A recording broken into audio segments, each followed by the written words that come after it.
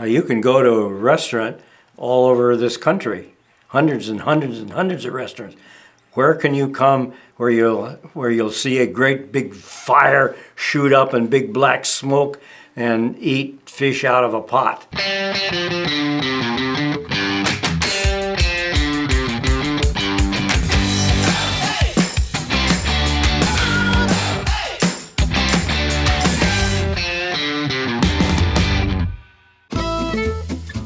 In the 19th century, when the first Scandinavian settlers arrived on the Door Peninsula, they relied on the traditional method of boiling fish as a means to feed scores of hungry lumberjacks.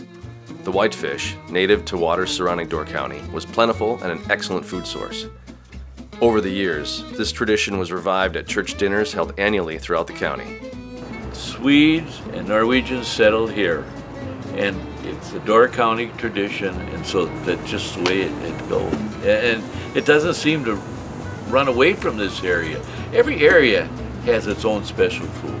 The tourists really enjoy fish boils because it's a way of getting everybody together and being a kind of a group activity.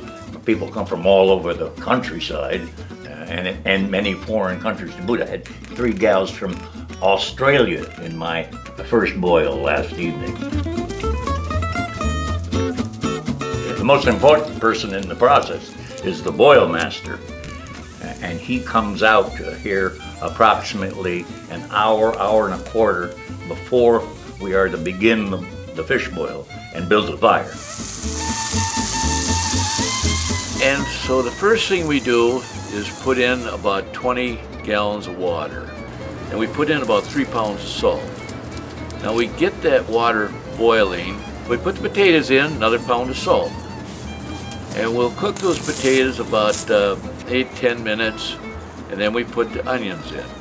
Now the onions are those sweet, small onions that are very, very good. Some people think the onions are the best part of the fish boil, okay?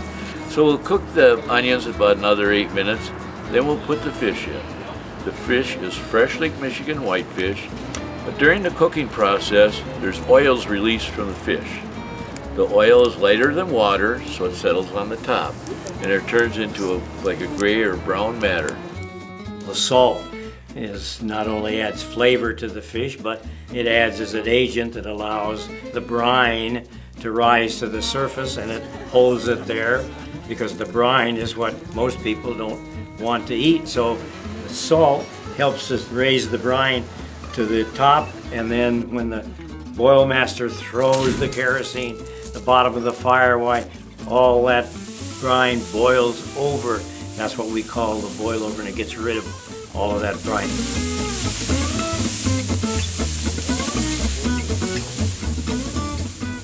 Now we could lift the fish right out through that, but it would stick on. So we take fuel oil and throw on the fire. Now that goes back many, many years doing that also. Throw fuel oil on, and it flares up and it's foaming, just frothing over. And while it's frothing over, we take the food out. But the fish is put on your plate, and you just take the skin off, grab hold of the backbone, and just pull the meat away. It's only those pin bones that are sticking out this way that you can really get, just pull it away, and it's very good. It is so good. You have to remember that those Scandinavian people, when they came here and came to the shore, they were not French chefs. You know, they didn't have fancy meals. All they knew was just to throw everything in a pot and experiment with it. And they had these big pots. Well, that's the way they did everything, just throw everything together, because that's what they really knew how to do. And luckily, it turned out to be really a good meal. I think many other areas of the country have fish boils, but they don't do them the same as we do. That's what's so unique, and that's why people enjoy coming here, because to see that sight of the flame shooting up and the black smoke just filling the air, it's really exciting, and people really love that experience.